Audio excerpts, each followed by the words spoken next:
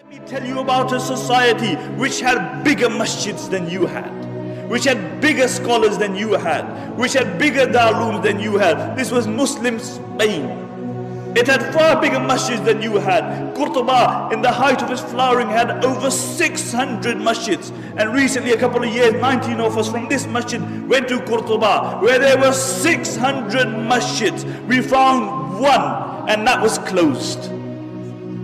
Why? What happened? Because these were people who forgot Allah, and Allah made them forget themselves. And you look at the scholars of Spain. Who were the scholars of Spain? There were the likes of Ibn Hazm, there were the likes of Imam Qurtubi, there were the likes of Ibn Abdul Barr, there were the thinkers like Ibn Sina, Ibn Rushd. These were people who were the backbone of Islamic learning. There were no greater scholars than these in the history of Islam. And Al-Andalus, Spain, was built on the model of Medina.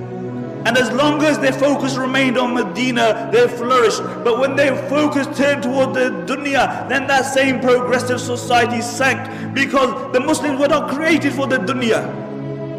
The Muslims were not created for the dunya. The Muslims were created for the hereafter. We are Abdullah. We are the slaves of Allah subhanahu wa ta'ala. And the highest status that we can reach is that we will remain the slaves of Allah subhanahu wa ta'ala. This very society, Spain, when their own people, their focus became the dunya, then every single person was concerned about himself. He was concerned about his own kursi. And the narrations mention that the rulers of Spain, what they would do, that the Muslims would actually make treaties with the Christians, and they would fight against their own Muslims.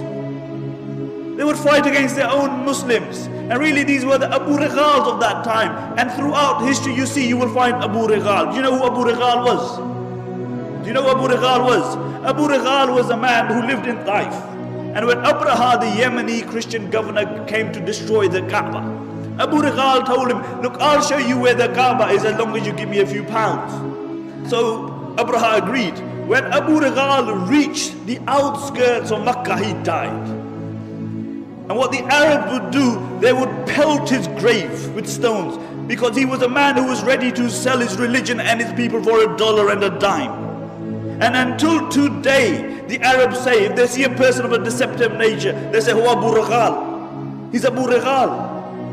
And these were the Abu Righals of that time. And one place after the other fell in Muslim Spain. One place after the other, until there was only one place left, and that was Granada. And Granada fell 50 years after the rest of Spain.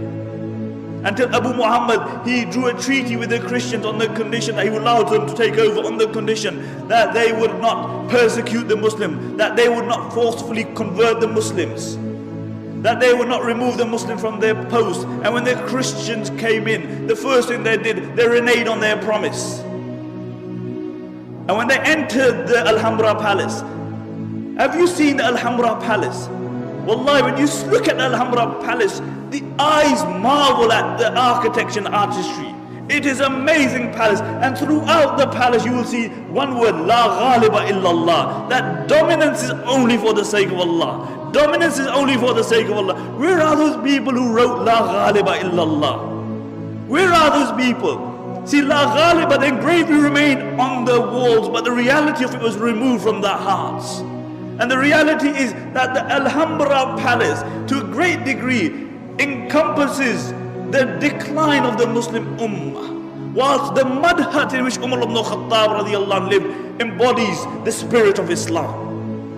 And really, when these Christians, they walked into the Alhambra, they found the highest place that they could find, and they erected a crucifix there. And when Abu Muhammad saw this, he began to cry. He began to cry, and his mother rebuked him. She said, why are you crying like a woman when you couldn't defend it like a man? Why are you crying like a woman when you couldn't defend it like a man? And this is our state today, really. We whinge about everything. We blame everybody else besides ourselves. We blame the Christians, we blame the Jews, we blame everybody else. But it's one person we don't blame, it's us. We even blame time. The zamana yesaya. As the Arabic poet says, it's a na'ibu zamanana wal aibu fina wa ma li zamanina aibun siwana. He said, we find fault in time, but the reality is that the fault lies within us. And if there was any one fault in time, it is that it has to carry the likes of me and you. That's the only fault with time. لا تكونوا كالذين نسوا الله فأنساهم أنفسهم. Do not be like those who forgot Allah and Allah made them forget themselves.